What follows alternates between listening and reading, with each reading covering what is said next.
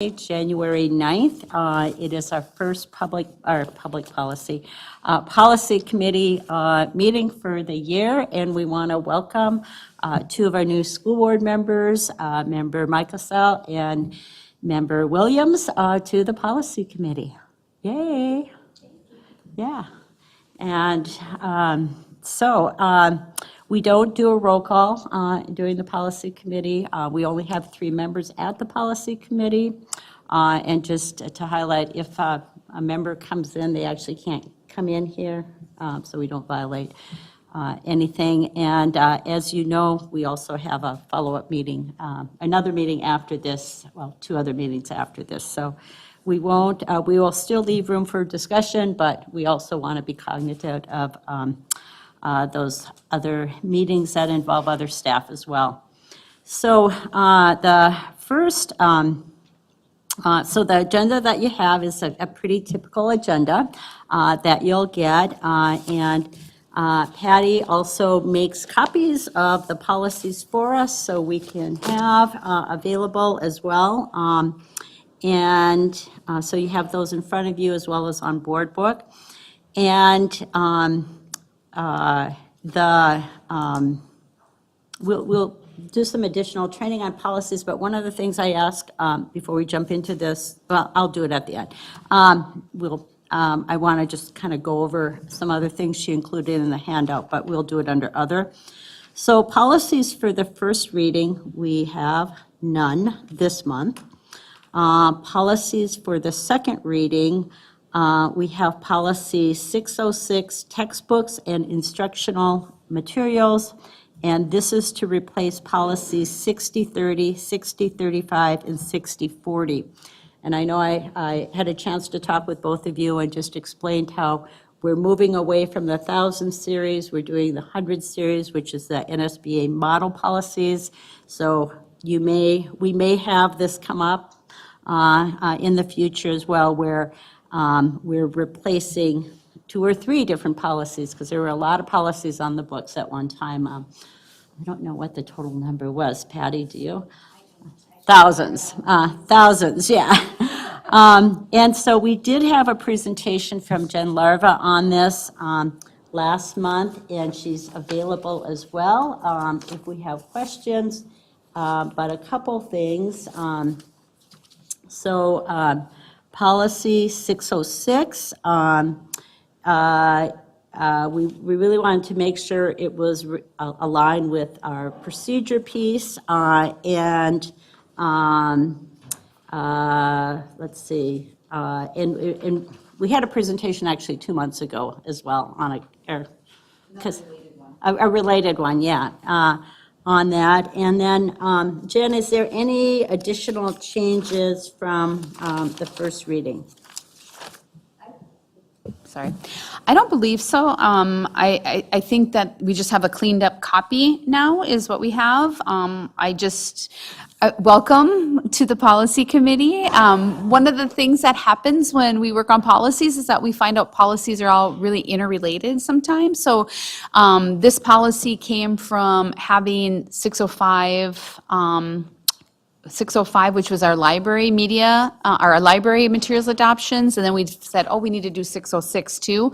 And there's a common shared form between the 2 of those. So I think the shared form might be in here. I'm not sure if it is or not, but there's a form that's being used by both policies. But this has just really been cleaned up, and I'm here in case there's any questions about anything. And again, with all the policies, you'll have a purpose, you'll have a general statement. So the purpose of this policy is to provide direction for selection of textbooks and instructional materials, then a general statement, and then most policies will have kind of a number of different sections underneath them, and then at the end of every policy will be the legal references that are based on state statute. There will be cross-references, and I shared with you many of the model policies are vetted by the Minnesota School Board Association as well as the Minnesota Superintendents Association. And then at the bottom, we'll say when we the first reading on a policy or the last time it was reviewed will always be on the bottom there as well. And I am looking at my notes from the presentation.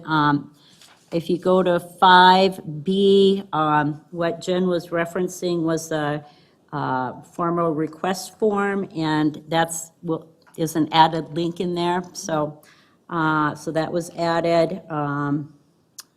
Let me see. I also am just looking at my notes that you talked about the school board being informed of purchases at the front end of when the purchases are being made. We often used to get the actual textbooks to look at as well. But do you want to just briefly for for educational purposes, let's just kind of talk about the textbook committee that looks at, just briefly?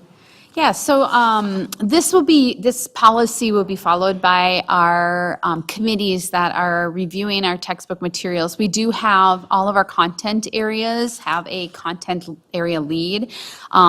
They're overseen by me and Brenda, but also we have Dale Uzelman, who is our curriculum coordinator, and so he coordinates the work of the content specialists and leads. And so they'll work with their committees when new standards come out and take a look at what those new standards are. And right now we have the 4 big ones running. We have science that is in the middle of implementation, and we're adopting different levels. So we'll be coming to the board with the science adoption for high school. We've already done elementary, we've done middle school. Now we have the high school piece that we'll be wrapping up.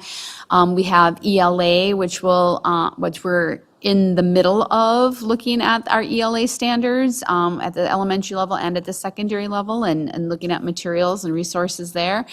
We also will have social studies, which had been in rulemaking, so I don't know if I have the implementation timeline yet on that one.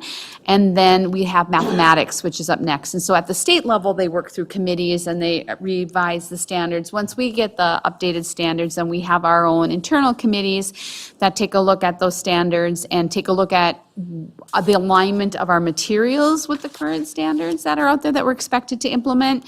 And then those committees will sometimes do pilots of materials, and will rewrite our unit documents and make those recommendations for material adoptions. And so this policy just kind of helps guide them through that, but it also has that piece about if, somebody was not particularly happy with a material that we chose, like how would they make that request for removal? Thank you. And if you looked at, the former 1,000 series policies again, and you go to the end, you'll see, initially adopted in 1976, revised every few years. And so, that gives you a bit of background as well, just for background purposes. So any questions on this for second review? Or second reading? I have a quick question, and I assume this was touched on during the previous readings, but I noticed that there's no formal mention of a timeline. If someone, a parent or guardian, has a concern and submits a request for a textbook or material review, I assume that was intentional, and I was just wondering if you could explain why. So did you click into that request for the formal request document, the form itself? Because I felt like that was on here somewhere. So it talks about date it was received and the date of an appeal meeting, and then the result of the appeal. Okay, And at the top, it just probably in says- the library materials one. So we did have a time frame, and maybe it just didn't get into this one, but it was on the materials adoption side.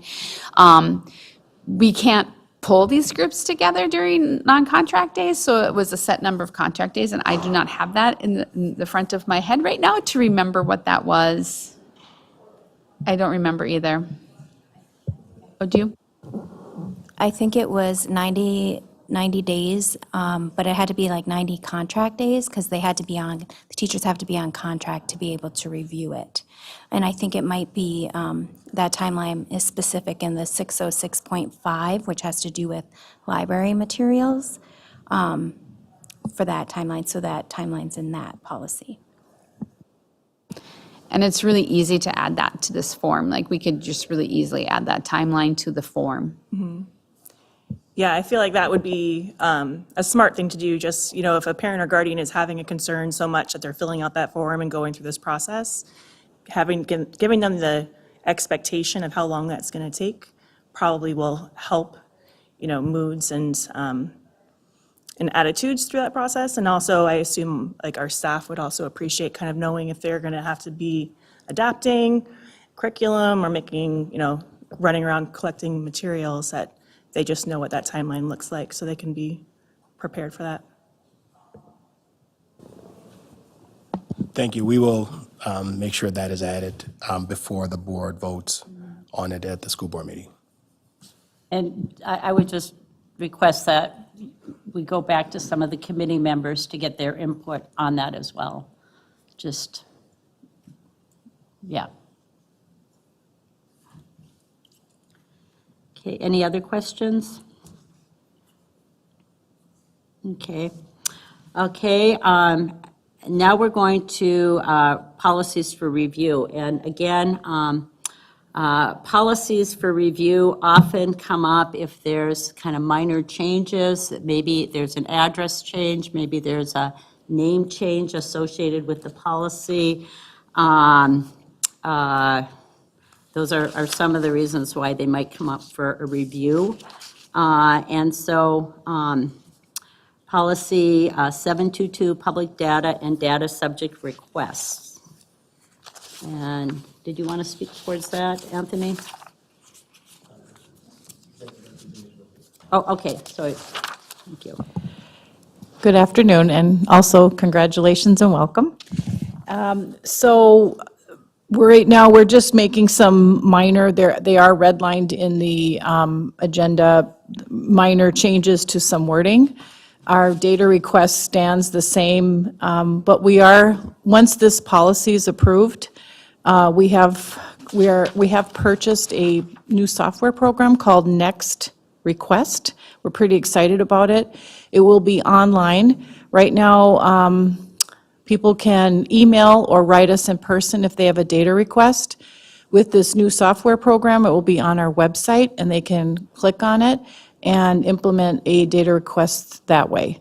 And it will also do the redactions, and we just think it's going to be a very efficient and good product for us. So the changes you're seeing are quite minor. They're redlined.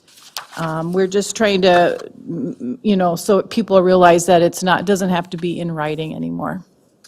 We're trying to make it more user-friendly for everybody.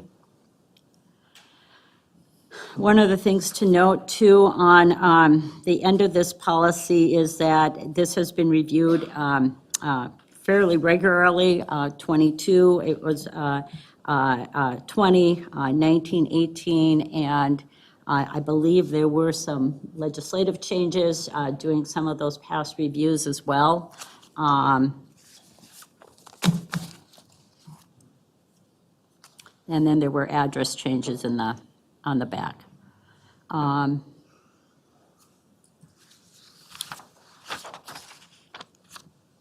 Any questions? Quick question. So I was looking at policy 208, which is development, adoption, and implementation of policies. And towards the end, letter D under section 5. It just has that this is a policy. Public data request policies should be reviewed annually, but the number they have for public data requests is 722. So I don't know if that policy will need to get updated, or if there's a different policy that I'm not aware of. That's why. That's good work. Yep. Okay. Sorry. The other thing I was going to mention is that currently online, which it sounds like it's going to be changed no matter what, but there's some old addresses, and like even from First Street. Yes, it will all be updated. Thank you. And when is the next step going to be, or next request going to be going live? As soon as this policy is approved by school board, then we will implement it. Great. So hopefully within 2 weeks. And I think that'll be very important for us.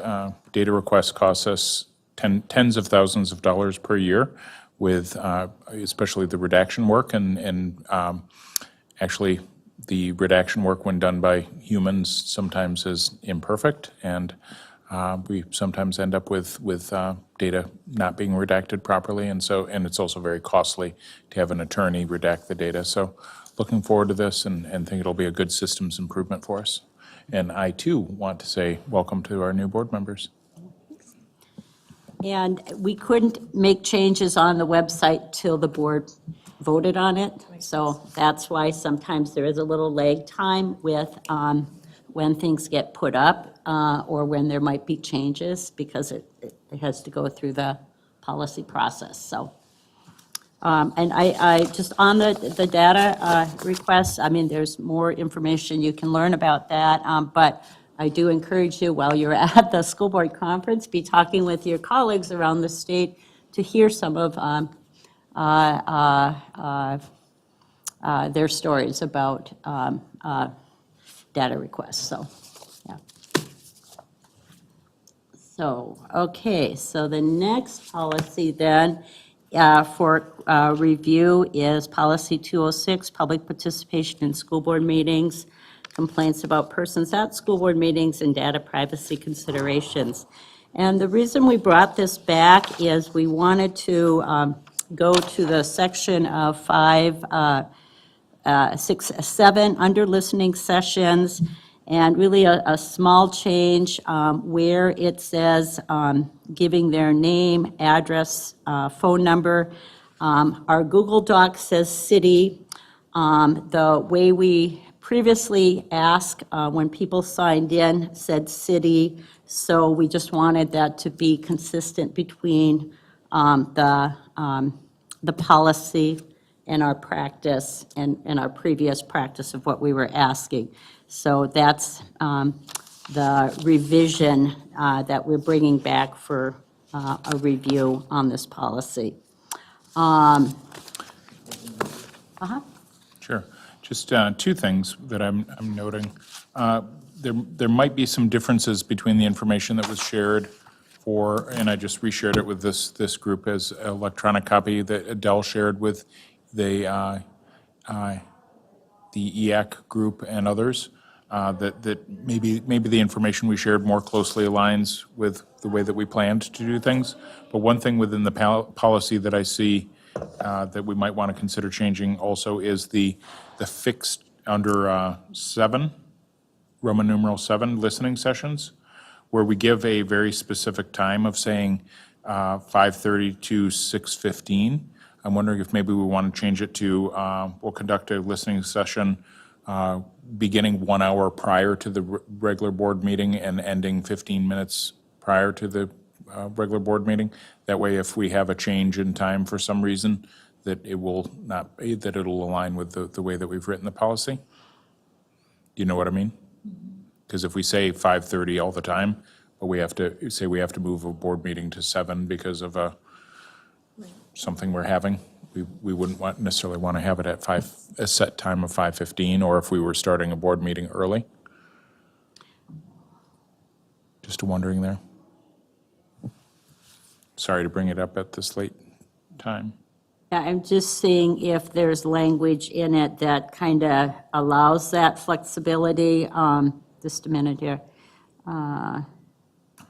The fourth paragraph talks about regular listening sessions are held prior to a regular board meeting, so it talks in generality, but it doesn't necessarily give the time, but since we give the time above, that's one of the things that concerns me, and I'm not sure if there were other language pieces that, from Adele's communication, that need to be incorporated, but there are multiple ways listed in that communication that talk about not just, it talks about emailing the board, or emailing the superintendent's office, or calling, or doing in person, and I don't think we spell it out in that detail.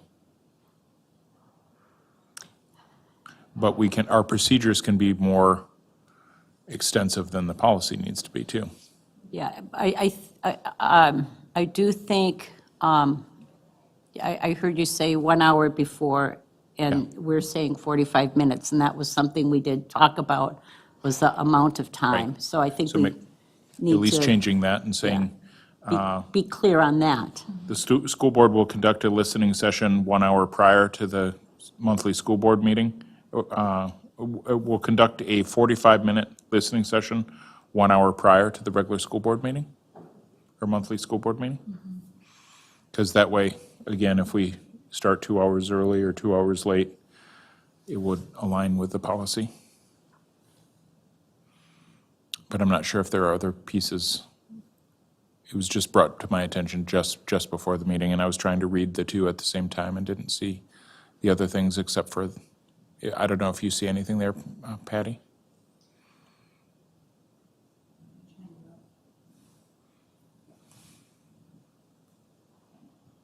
I'd be kind of concerned about confusion, and that's a little of my concern about not having that set time. What if we said usually, Yeah, so if we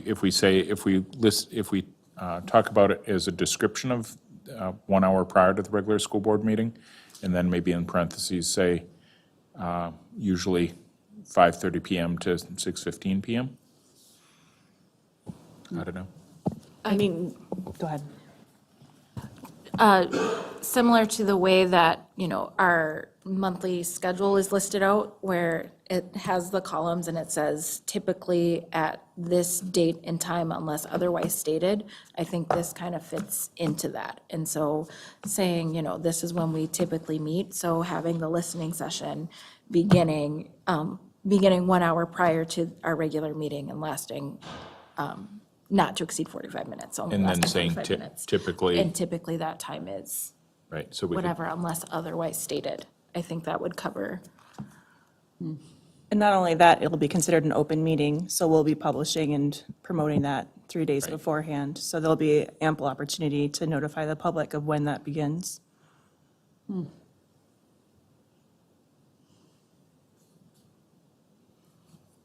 I'm sorry for just noticing that now.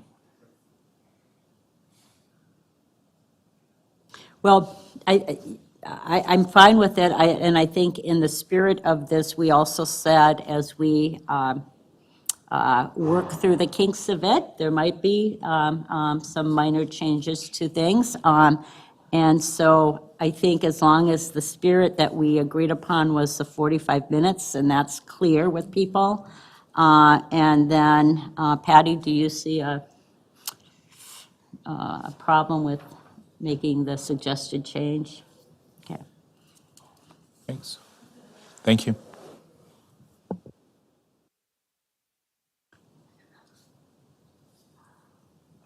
Okay. Anything else? I'd just like to reiterate that the spirit of this policy is, as we say within the policy, that we're trying to create better opportunity for listening, and it's not meant as anything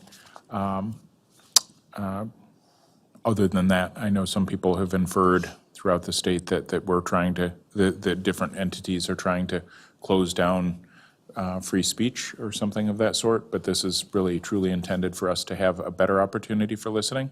And it also seems to be what many local and city and county governments are doing. And so I think it's aligned with better practice as we evolve.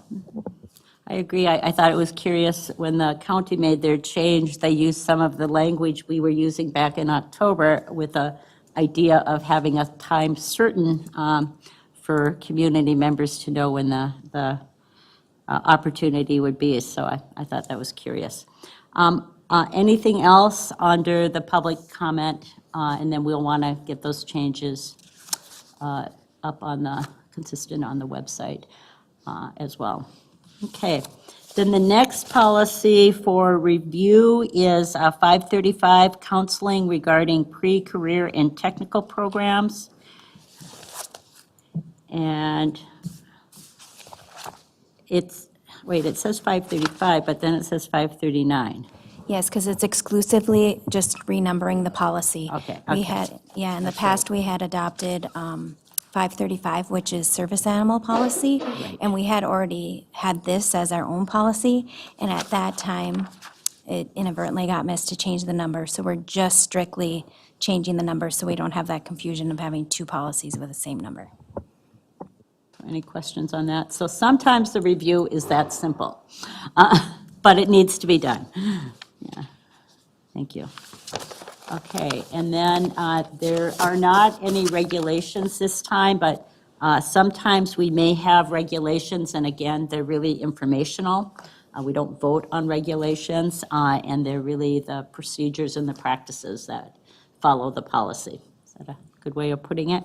It is, and also I would add, please know that when a policy is brought to this committee by a department leader, it is vetted also within the district throughout the various leadership teams. So principals have their eyes on it, all of the teaching and learning equity staff have their eyes on it, all of their administrators have a chance to review the policy before it makes it here. So just wanted to let you know that it is vetted, extensively by all district administration before coming here.